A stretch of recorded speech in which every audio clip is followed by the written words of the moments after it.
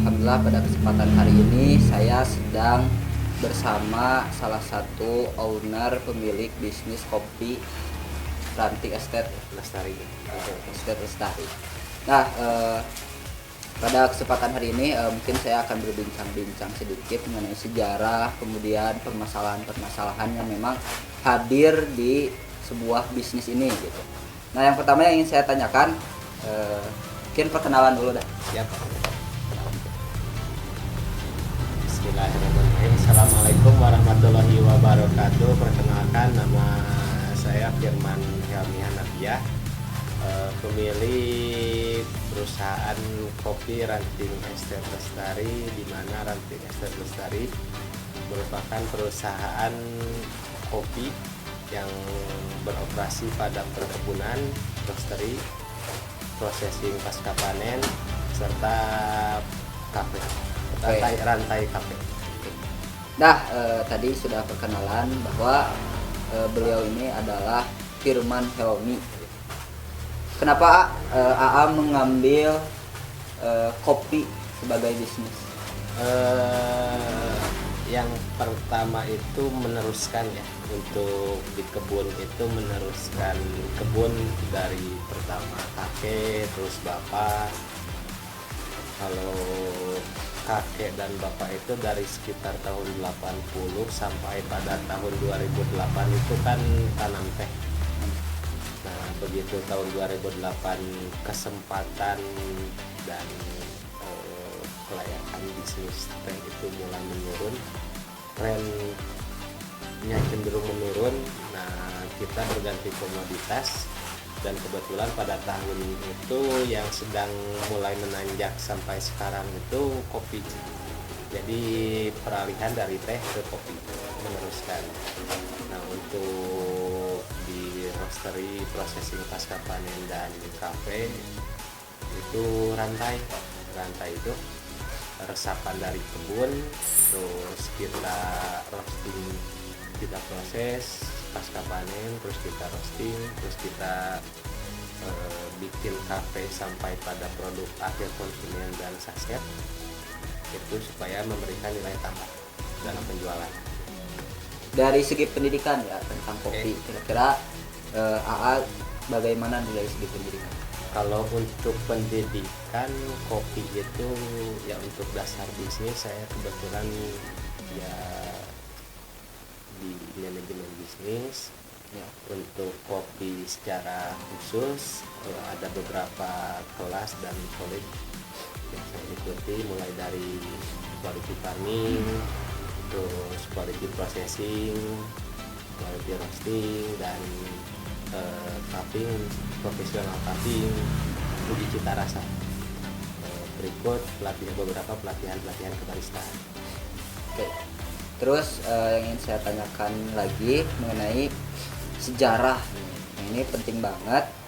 Sejarah apakah yang tadi kan bahwa Kang Firman Helmi ini meneruskan dari kakek, kemudian ayah, kemudian hingga sampai kepada beliau. Kira-kira bagaimana sejarahnya hingga sampai beliau mengambil untuk usaha bisnis kopi ini? Untuk bicara sejarah ya, dari sekitar tahun 80-an tepatnya, karena tidak ada didokumentasikan ya. Kalau yang dulu itu kisaran tahun 80 tuh kakek tuh kebun kopi gitu. Kebun teh, pengolahan teh gitu. Berikut kopi itu ada, cuman bukan komoditi utama di kebun itu. Nah, dilanjut oleh bapak pun sama, kopi itu bukan jadi komoditas unggulan gitu. Nah, kalau kopi itu kenapa kopi jadi komoditas unggulan sekarang? Karena tren dari pasar, terus tren industri teh dan kopi gitu kan. 2008 itu untuk skup nasional cenderung turun teh itu, entah itu produksi, pasar, luas lahan tanam teh untuk nasional itu menurun karena tren kalau komoditi teh, kopi dan lain sebagainya itu kan cenderungnya tuh ekspor. Sedangkan pasar itu permintaan kopi lebih banyak. Begitu. Kenapa memilihnya kopi tidak komoditi lain? Karena yang paling memungkinkan itu kopi. Soalnya kan kalau misalkan kayak tanaman cengkeh itu kalau misalkan dianalisa studi kelayakan itu lebih memungkinkan dan layak untuk bisnis itu kopi.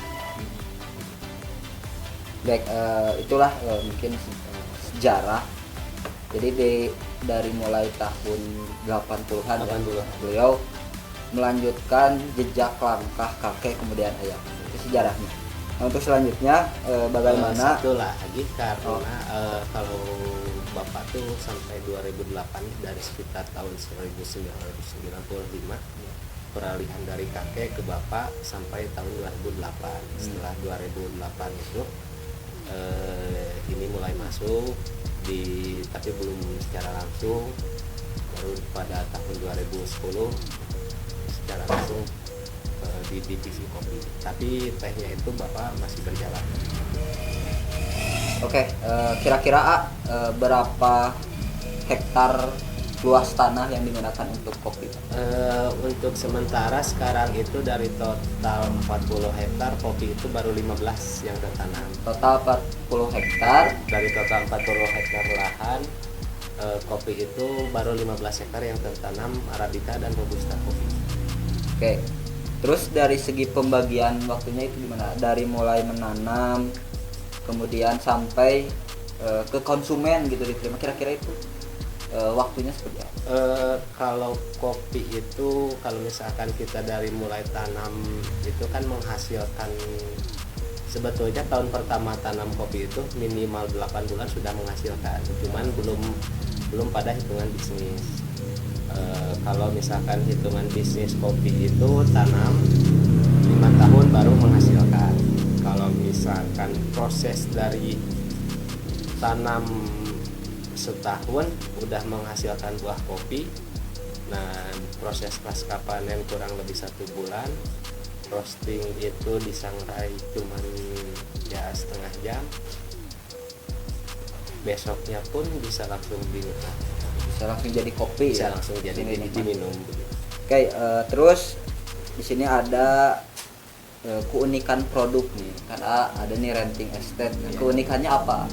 Biar orang lain itu yang membeli kopi itu ya kopi ini gitu. Ada keunikan tersendiri. Karena enggak terlalu banyak mungkin ya perkebunan rakyat yang luas seperti renting estate.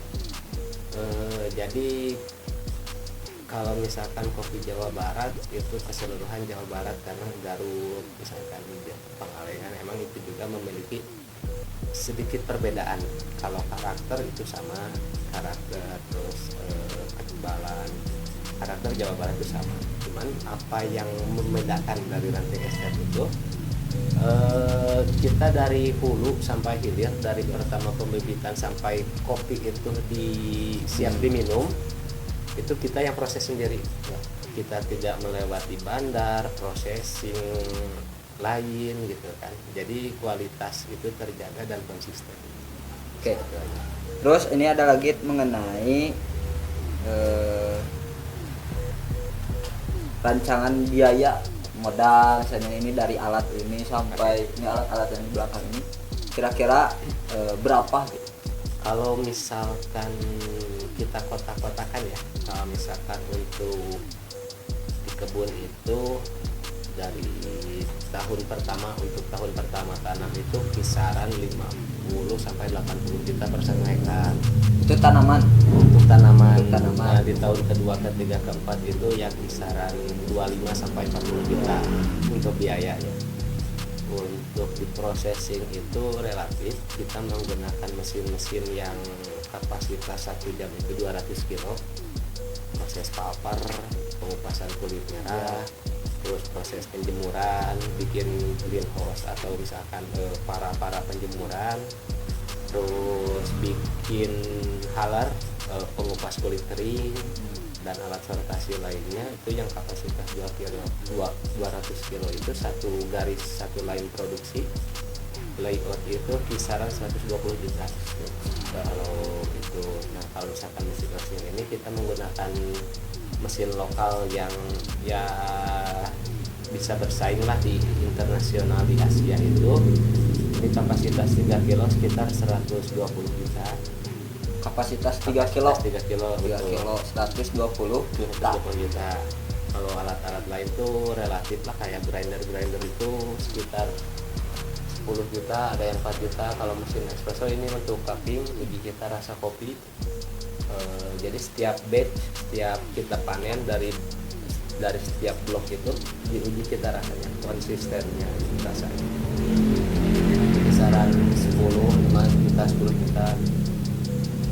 Oke, ya, itu tadi mengenai pembiayaan modal ya dari awal itu kalau dihitung-hitung itu belum tanah ya, belum tanah udah ratusan juta mengenai bisnis kopi ini. Nah kemudian di sini ada mengenai pengembangan, kira-kira bagaimana ini bisa mengembangkan gitu. Yang tadi kan baru 15 hektar yang digunakan untuk kebun kopi. Nah, kira-kira pengembangan selanjutnya kira-kira apa?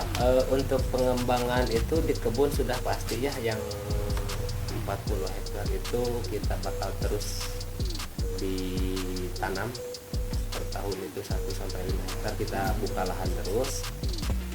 Beberapa ada yang kita tuh bermitra dengan petani lain seperti di Garut itu, di Papandayan, di Cirebon, di Bogor itu di Bogor Cikalong juga, di Cianjur, terus di Tasik, di Purwakarta pun kita bermitra dengan beberapa pengepul dan petani kebanyakan untuk memenuhi kuota sekarang dan selanjutnya. Selain kita tanam perluasan sendiri, kita bermitra juga dengan petani lain.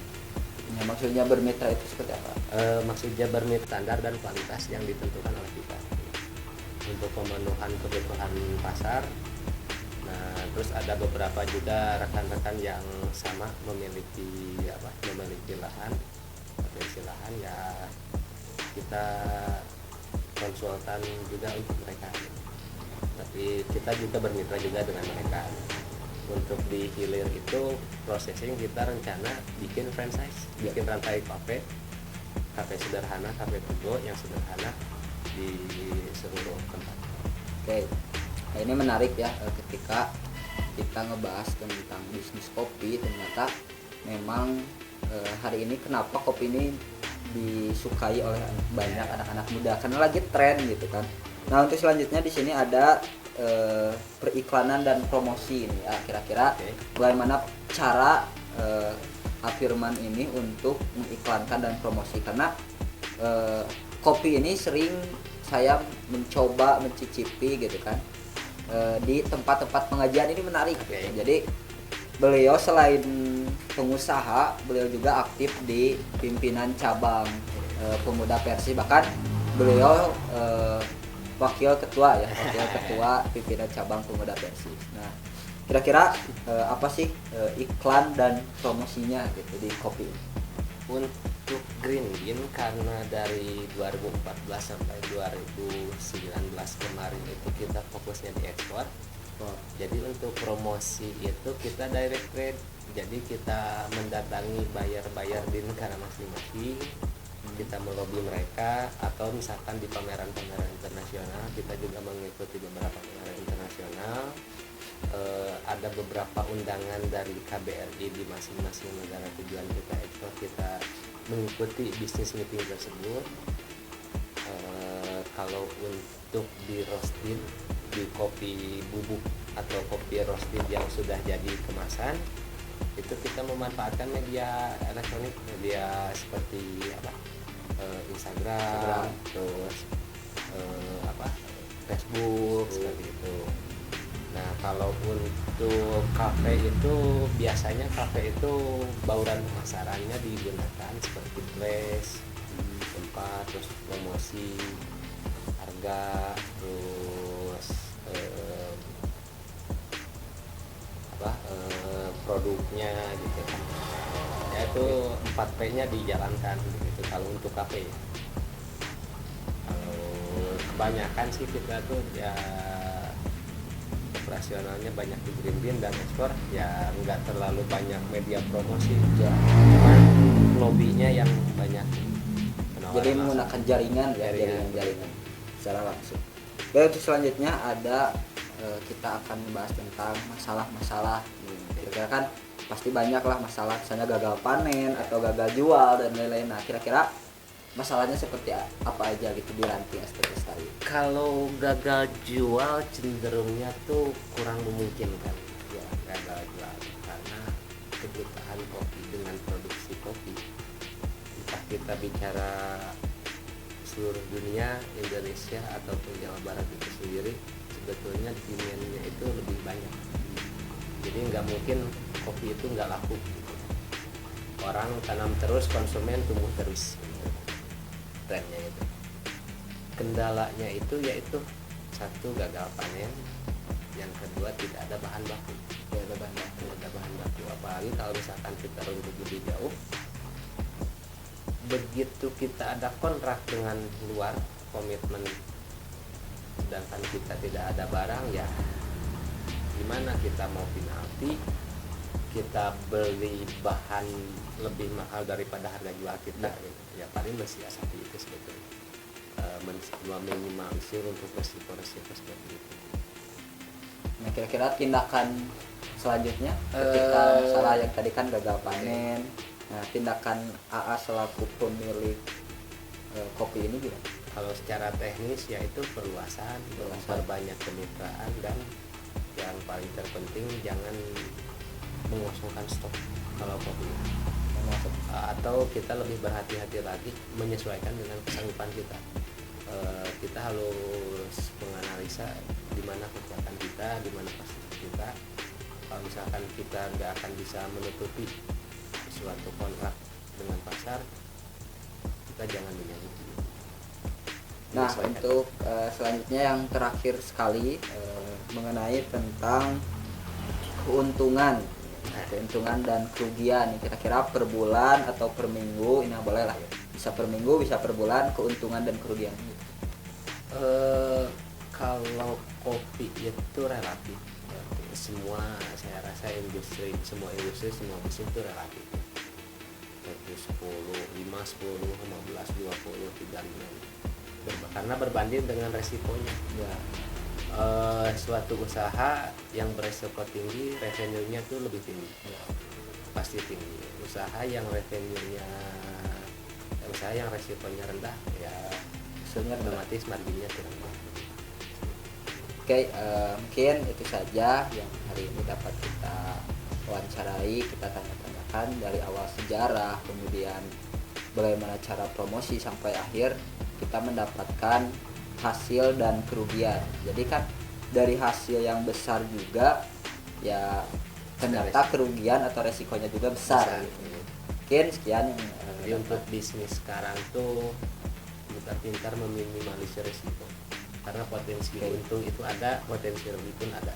Itulah ya yang disampaikan beliau. Mudah-mudahan kalian yang menonton, yang melihat ini juga menjadi salah satu acuan bagaimana yang tadi tentang resiko harus diperhatikan, dan pendapatan juga yang memang yang tadi ya kita dapat segini ya resikonya mungkin ya. Assalamualaikum warahmatullahi wabarakatuh.